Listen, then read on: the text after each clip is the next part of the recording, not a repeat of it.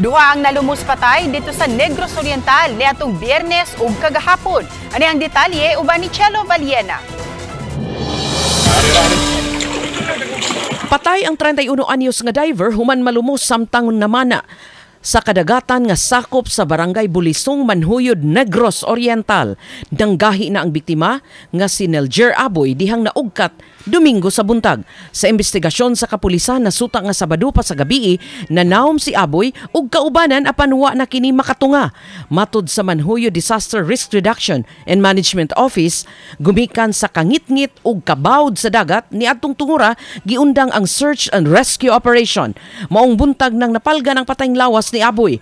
Nagtuo ang DRRMO nga nakabsan og hangin ang diver kay wa kini magdaog oxygen samtang nagdiving.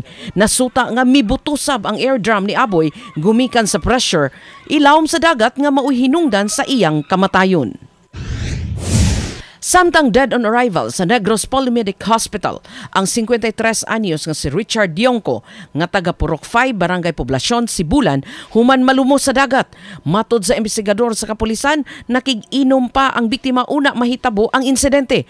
Asoy sa higala ni Dionco nga si Emilio Villaflor, gaayo siya sa iyang panagatan ug sa iyang paglingi iyang nakita si Dionco nga nag-ubo na daplin sa lapihan. Dali siyang mitawag og rescue ug gidala kini sa tambalanan apan gideklarar nga DOA. Sa postmortem result sa RHU Sibulan, nasuta nga nalumos ang biktima.